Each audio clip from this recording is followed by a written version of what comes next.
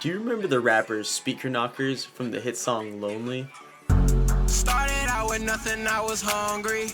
Now I got a couple niggas, bitches on me.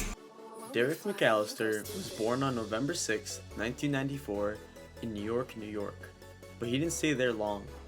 He would soon move to Columbia, South Carolina, later in the year 2002 after his father was given a 10-year prison sentence.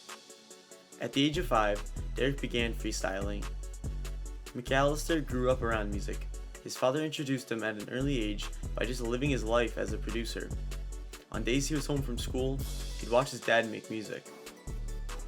Alongside the inspiration from his dad was his mother, buying him his first Walkman to share with his brother and tapes to listen to music.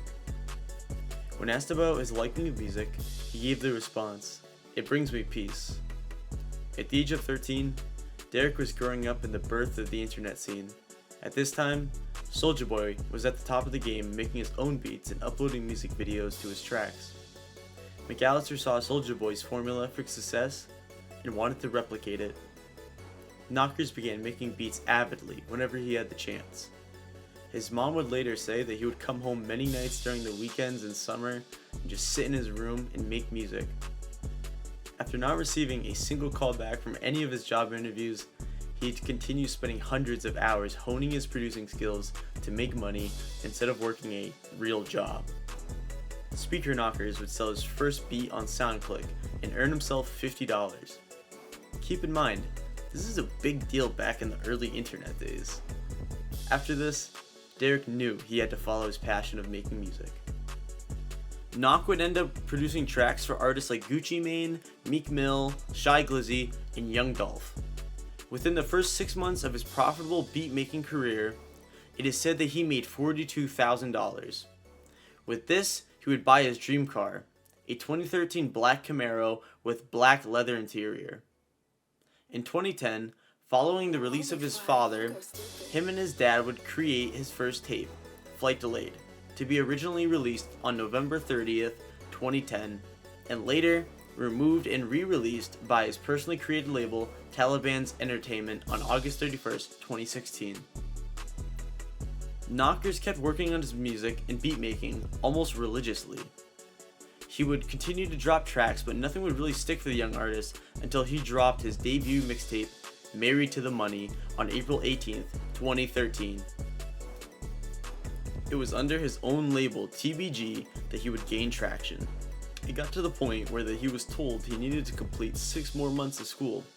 To that, he told his mother that he is dropping out and staying on his career path as an artist and will return to finish school later, but there's too much opportunity right now.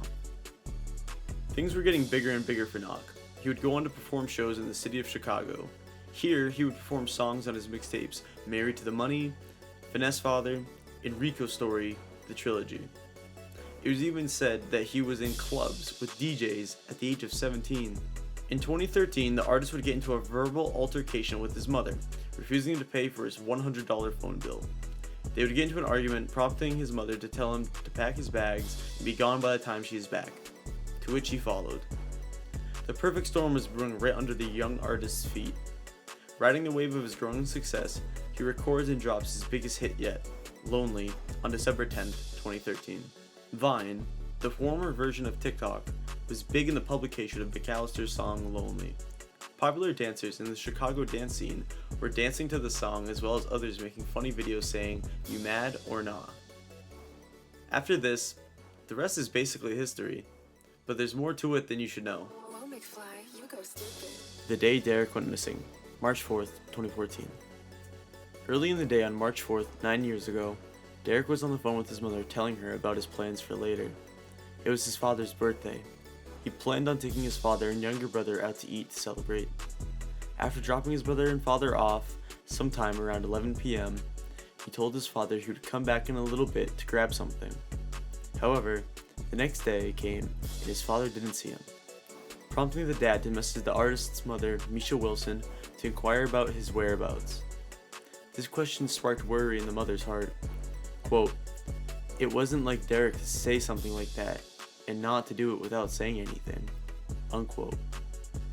And when she found out that he didn't show up to a studio session and meeting that morning, she knew something was wrong. She immediately called law enforcement to report her son missing. However, the hope in getting an investigation started wasn't going to come true until 24 hours had gone by since his disappearance. She stayed up all night driving around looking for Derek, but had no luck and returned home to her bed. The next day, on March 6th, Misha would take to Facebook to ask the world about her son's location or information relating to him. She spoke with law enforcement again on this day, and they would soon go to the artist's home. After arriving at his home, officers on scene found McAllister on the ground in his garage. Many outlets state that he suffered a heart attack, leaned too hard, or passed of natural causes. But Misha wants to make it clear that these are absolutely not the reason of her son's passing. She doesn't want to release the real reason yet due to the privacy of the matter in the artist's family's lives.